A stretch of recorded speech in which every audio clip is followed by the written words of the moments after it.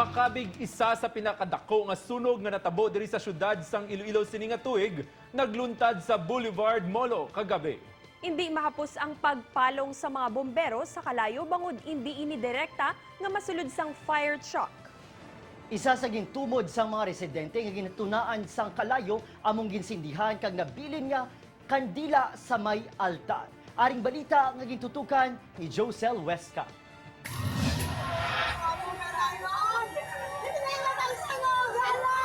Nagkinagula ang mga residente sa Boulevard Molo alas 7 kagabi sang hinali nagtuhaw ang dako nga sunog sa Zone 1. Sa video nga kuha sa isa ka residente makita ang pagkinarankaran sa mga tawo samtang nagatinguha ang mga bombero nga mapalong ang kalayo.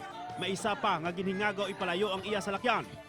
Hindi nangin mahapos ang pagpalong sang kalayo kay sulodlon sa diin natabo ang dako nga sunog.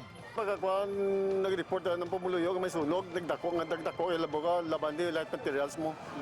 Ti amo na nga nagtawag sa bumbiro, ti ano mo na kay tribleged ang hangin sa ngamian, dako ang gingyaon sa kalayo sa gagwa. Isa nga nakabulig nga plastaran sa mga bombero ang tirasa nga ini.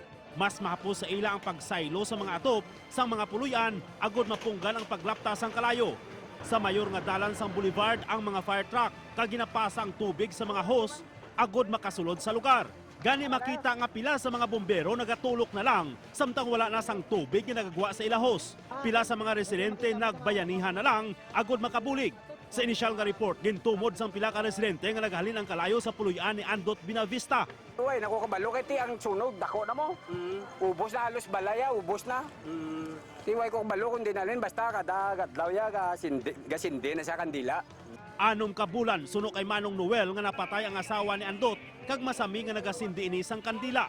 Wala na ini sa lugar sang gitinguan sang news team nga makuha ang iyabahin. Josel Huesca para sa One Western Visayas.